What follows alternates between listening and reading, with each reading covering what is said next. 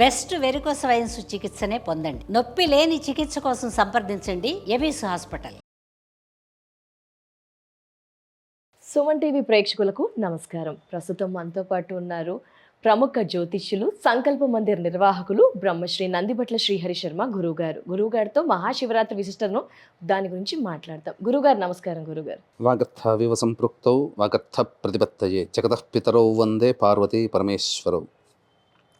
ఆదిత్యాయ చ సోమాయ మంగళాయ బుధాయ చ గురుశుక్ర శనిభ్యశ్చ రాహవే కేతవే నమః. శృంగేరి జగద్గురు పీఠాధిపతులకి, కంచి పీఠాధిపతులకి నమస్కారములు తెలియచేసుకుంటూ కార్యక్రమాన్ని ప్రారంభిద్దాం. గురువుగారు మరి మహాశివరాత్రి విశిష్టతను తెలియజేస్తారా గురుగారు? శాస్త్రం ప్రకారం మేమంతా కూడా ఏ విధంగా చేసుకోవాలి, ఎలా సిద్ధం పడాలి అదంతా కూడా. సంవత్సరానికి ఒక్కసారి వచ్చేటువంటిది మహాశివరాత్రి. అహోరాత్రములు 4 అని అంటారమ్మా. అంటే ఇవి సూర్యగ్రహణ ప్రభావంతో సమానం. ఒక్కటి కాదు, 1000 సూర్యగ్రహణాలు కలిస్తే ఎంత ప్రభావం ఉంటుందో ఆ సమయం అంతా అంత ప్రభావం. ఆ యొక్క అహోరాత్రులు అంటే రాత్రిపూట మాత్రమే ఎక్కువగా పూజలు అందుకునేటువంటి సమయములు లేదా రోజులు అని చెప్పవచ్చు. అందులో శివరాత్రి, హోళికా దహనం అంటే ఈ పండుగ, హోళీ పండుగ, కామదహనం అని అంటారు. 3వది శ్రీకృష్ణ అష్టమి, 4వది దీపావళి. ఇవన్నీ కూడా రాత్రిపూట జరుపుకునేటువంటి పూజా విధానము, పండుగలు అని అంటారు. ఈ యొక్క సంవత్సరం మహాశివరాత్రికి ఒక గొప్ప విశిష్టత ఉంది. ఫస్ట్ది ఏంటంటే అందరికీ ఆ రోజు సెలవు అవ్వడం. ఆదివారం ప్రతి ఒక్క మనిషి ఫ్రీగా ఉంటాడు. కాబట్టి వచ్చిన ఆ ఆదివారాన్ని మనం దైవ ధ్యానంలో గడిపి ఆ పరమేశ్వరుని యొక్క దివ్య అనుగ్రహాన్ని పొందే అవకాశం వస్తుంది. 2వది పాతార్క యోగంతో కలిసి వస్తుంది. అంటే గురుగారు, పాతార్క యోగం అంటే ఆదివారము వ్యతిపాత యోగము కలిసి వస్తే పాతార్క యోగం అని అంటారు. ఈ సమయంలో కనుక చేసేటువంటి జపము కానీ, దానము కానీ, పూజ కానీ, హోమము కానీ, అర్చన కానీ, తర్పణాలు, పిండ ప్రదానాలు కానీ అనంతమైనటువంటి పుణ్య ఫలితాలను ఇస్తుంది. ఇది మహాశివరాత్రి రోజున కావడం మహా అదృష్టం. కాబట్టి వీక్షించేటువంటి సుమన్ టీవీ ప్రేక్షకులు, ఈ మహాశివరాత్రి పాతార్క యోగంతో వస్తుంది. చాలా గొప్పదైనటువంటిది. ఎవ్వరూ కూడా మిస్ చేసుకోకండి. శాస్త్ర ప్రకారము, శివపురాణం ప్రకారము ఈ మహాశివరాత్రి ఏ విధంగా సిద్ధం కావాలి, ఎలా చేసుకోవాలి అనే విషయాన్ని చెప్పబోతున్నాను. ఈ కార్యక్రమాన్ని ఆశాంతం వీక్షించండి, ఎక్కడా మిస్ చేసుకోకండి. వీలైతే లైక్ చేసుకొని పెట్టుకోండి. రాత్రిపూట పడుకునేటప్పుడు ప్రశాంతంగా వినండి. అసలు ఈ వీడియో కనుక మీరు చూస్తే అసలు నిజంగా ఇప్పటి వరకు అభిషేకం చేసిన ఈశ్వరుడికి అర్చన చేసిన చాలా మటుకు తెలియక తప్పు చేశాము, ఇక ఈ తప్పు చెయ్యకూడదు, మేజర్ మిస్టేక్స్ చేస్తున్నారు ప్రతి అభిషేకంలో. ఎక్కడో కొంతమందికి తప్ప, ఒక్కరికి ఇద్దరికి, 100కి ఒకరు తప్ప. కాబట్టి 99 మంది ఈశ్వరుని అభిషేకం చేసే విషయంలో ఒక సామాన్యమైన మిస్టేక్, దాన్ని చాలా సులభంగా ఆ మిస్టేక్స్ని మనం దిద్దుకోవచ్చు. అంతేకాకుండా ఇంకొక విశేషం ఉందమ్మా.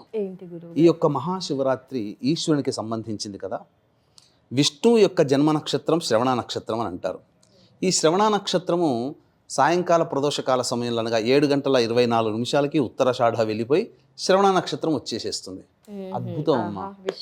పైగా ఈ సంబంధించినటువంటి శివరాత్రి గొప్పదైనటువంటి యోగము. కాబట్టి అందరూ వీక్షించేటువంటి ప్రయత్నం చేయండి. వీక్షించేటువంటి ప్రేక్షకులకు కూడా ఈ మహాశివరాత్రి పర్వదినం సందర్భంగా మహిమాన్విత కాశీక్షేత్రంలో సాయంకాలం ప్రదోషకాల సమయంలో శివరాత్రికి సంబంధించి 15వ తారీఖు రోజున కాశీ విశ్వేశ్వరుని దేవాలయ ప్రాంగణ సమీపంలో మీ యొక్క సంకల్పం నెరవేరాలని రుద్రపారాయణము, రుద్రాభిషేకాలు జరిపించడం జరుగుతుంది. ఈ కార్యక్రమంలో సాయంకాలం 6 గంటల లోపల మీరు గోత్రనామాలు నమోదు చేసుకోవచ్చు. అలాగే 17వ తారీఖు రోజున సూర్యగ్రహణం ఉంది. అమావాస్య, పంచగ్రహ కూటమి మన భారతదేశంలో కనిపించదు, కానీ ప్రభావం ప్రపంచవ్యాప్తంగా ఉంటుంది. ఆచార నియమాలు పాటించాల్సిన పని లేదు. కాబట్టి ఈ గ్రహణం కుంభరాశిలో ఏర్పడుతున్నటువంటి దారభ్యత బేస్ చేసుకొని వృషభ, మిథున, కర్కాటక, సింహ, తుల, వృశ్చిక, మకర, కుంభ, మీన రాశుల్లో జన్మించినటువంటి వారికి గ్రహణ దోషం ఉంది. కాబట్టి 17వ తారీఖు రోజున మధ్యాహ్నం 3 గంటలకి గ్రహణ దోష నివారణ హోమాలు, పూజలు, చండీ హోమము, మృత్యుంజయ, రుద్ర, సుదర్శన, శనిదోష నివారణకి శనీశ్వర హోమాలు ఇలా 18 రకాల హోమాది కార్యక్రమాలు చేయించి శక్తిపాతము చేసినటువంటి కరుంగలి మాల ఇవ్వడం జరుగుతుంది. కాబట్టి 17వ తారీఖు రోజున మధ్యాహ్నం 1 గంట లోపల మీరు గోతనామాదులు నమోదు చేసుకోవచ్చు. అవకాశం ఉంటే 2 కార్యక్రమాల్లో నమోదు చేసుకోండి, లేదా ఏదైనా ఒక కార్యక్రమంలో స్క్రీన్పై కనిపిస్తున్న నెంబర్కి కాంటాక్ట్ చేసి నమోదు చేసుకోవచ్చు. ఇక విషయానికి వస్తేనమ్మా, ఈ మహాశివరాత్రి రోజున ఏ విధంగా సిద్ధం కావాలి, దానికి అంటే చతుర్దశి రాత్రి ఉంటే మహాశివరాత్రి, ముందు రోజైనటువంటి త్రయోదశి తిథి నుంచి సమాయత్తం అవ్వాలి.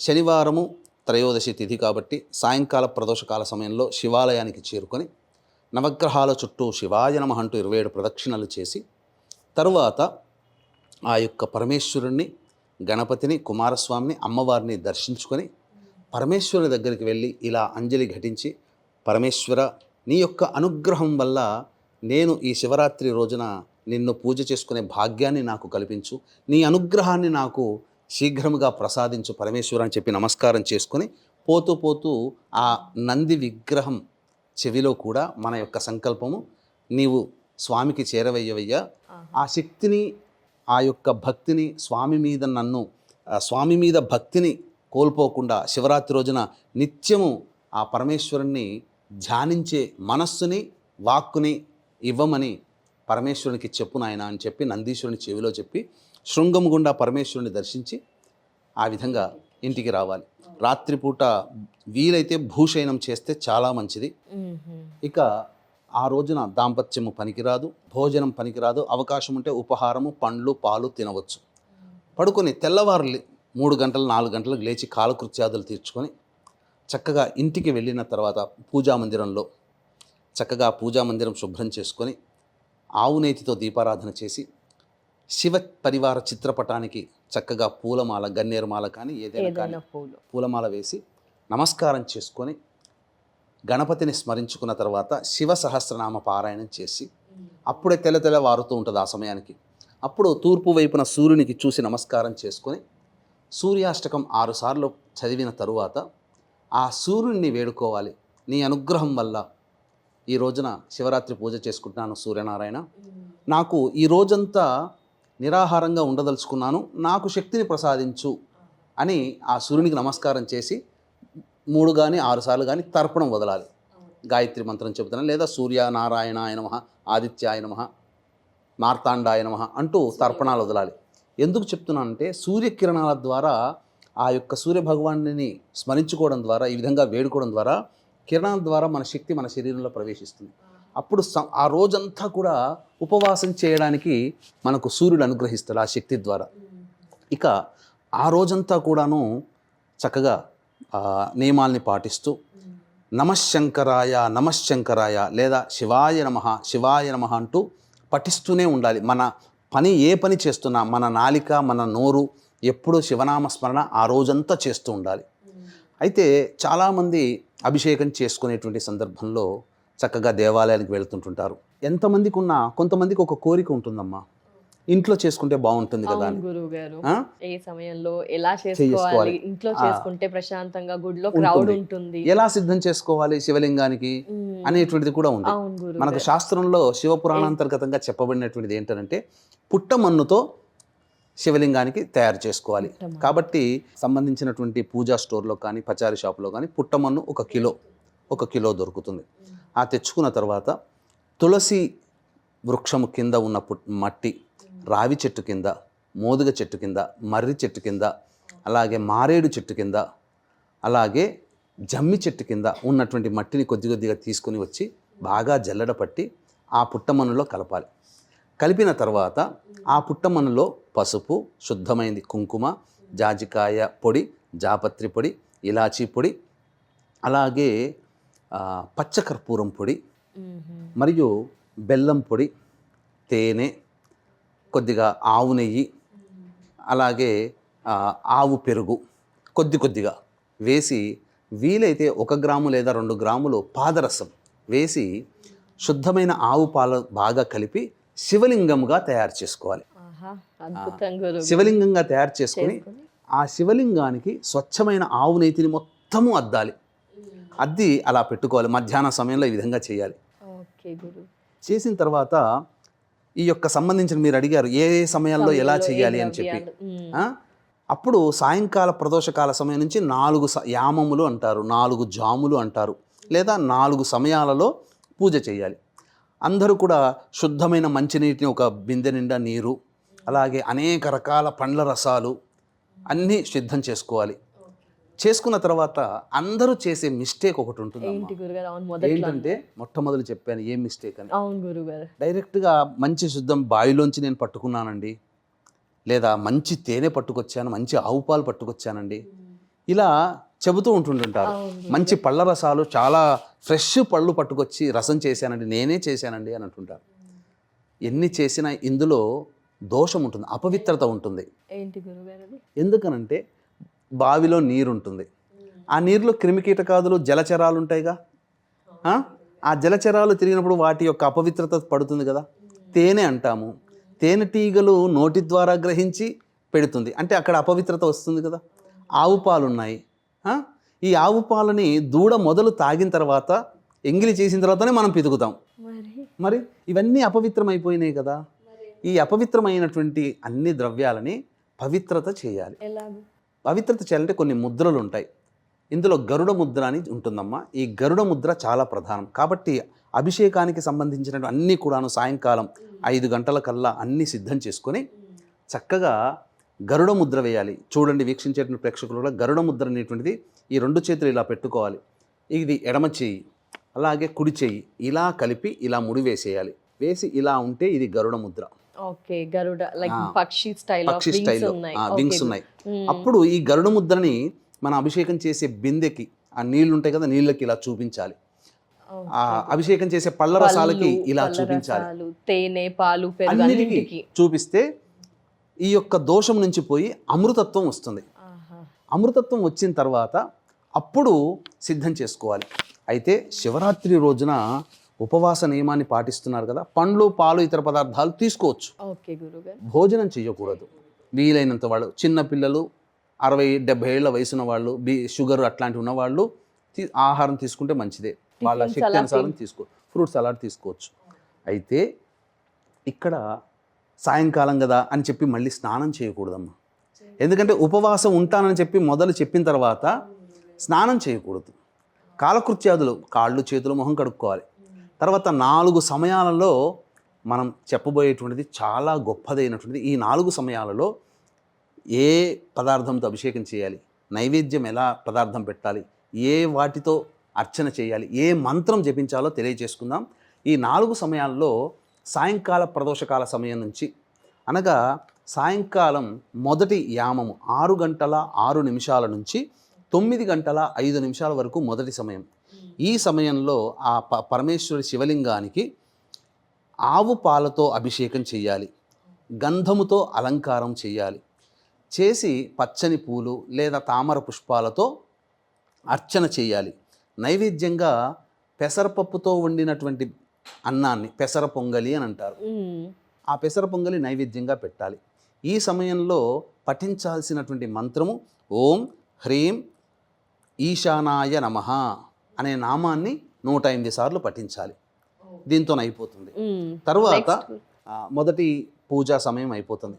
రాత్రి 9 గంటల 30 నిమిషాల నుంచి 12 గంటల వరకు ఈ యొక్క సంబంధించినటువంటి సమయం. ఈ సమయంలో ఆవు పెరుగుతో పరమేశ్వరునికి అభిషేకం చేయాలి.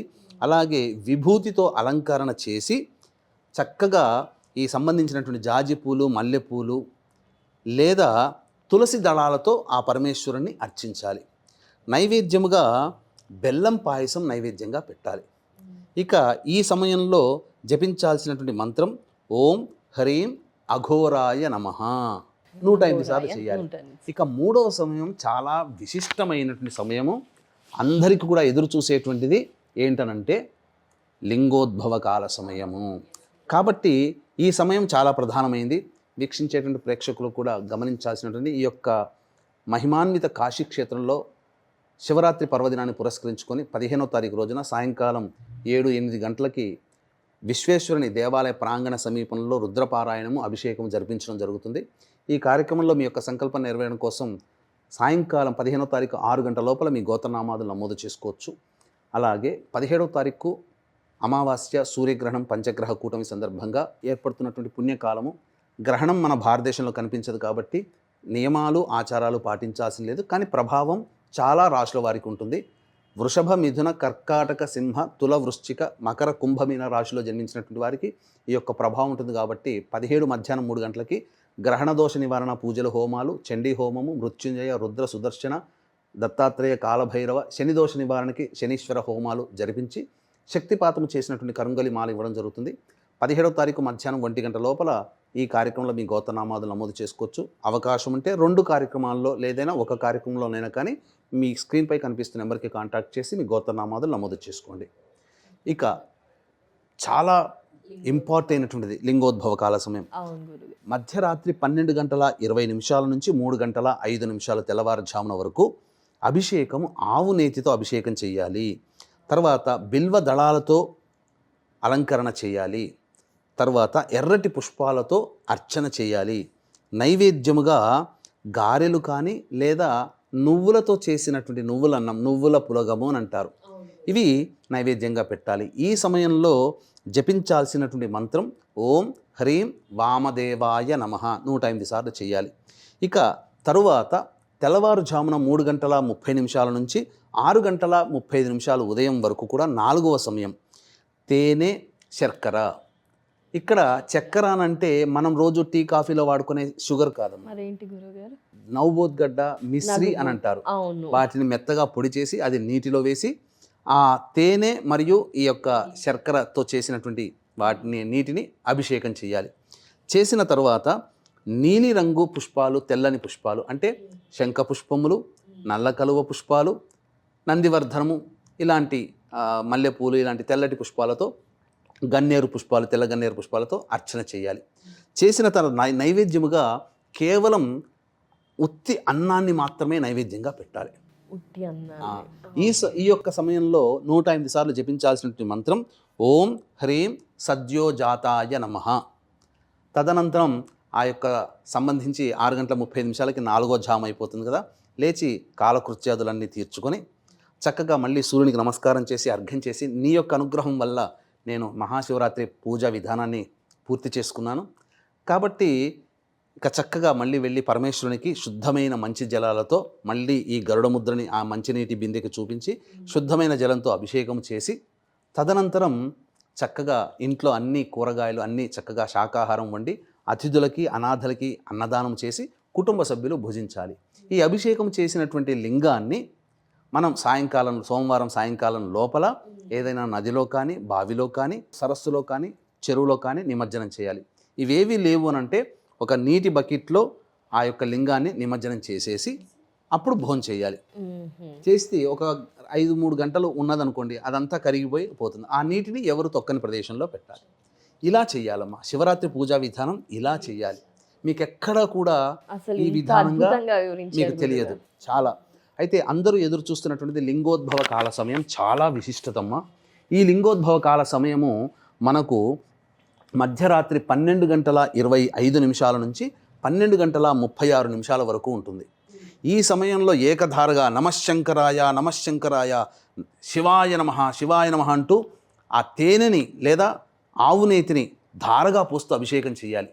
చేసిన తర్వాత అవకాశం ఉంటే ఈ సమయంలోనే బిల్వదళాలతో ఈశ్వరుని నామాలతో అర్చన చేయాలి. ఇలా అన్నా చేయాలి. ఇవేవి మాకు సమయానికి చిక్కలేదు ఉండనంటే కనీసము ఆ శివాలయంలో ఆ లింగోద్భవ కాలం చెప్పిన సమయంలో బిల్వదళాలు అయినా పెట్టాలి. మాకు అది కూడా మాకు దొరకలేదండి అంటే కనీసము ఆ శివలింగం మీద పెట్టినటువంటి బిల్వదళంతో ఉన్నటువంటి పరమేశ్వర శివలింగ స్వరూపాన్ని చూసి నమస్కారం చేసుకున్న చాలట ఆ లింగోద్భవ కాలం చేసినటువంటి అభిషేక పుణ్య ఫలితం దక్కుతుంది. మానవుడి యొక్క ఆ లింగోద్భవ కాలంలో ఆ పరమేశ్వరుని శివలింగాన్ని దర్శించి సంకల్పం చెప్పుకుంటే అచిరకాలంలోనే వేగముగా సంకల్పం నెరవేరుతుంది అని చెప్పడంలో ఏమాత్రం సందేహం లేదు అని చెప్పవచ్చు. తప్పకుండా చాలా అద్భుతంగా వివరించారు గురువు గారు. మునుపెన్నడూ కూడా వినలేదు.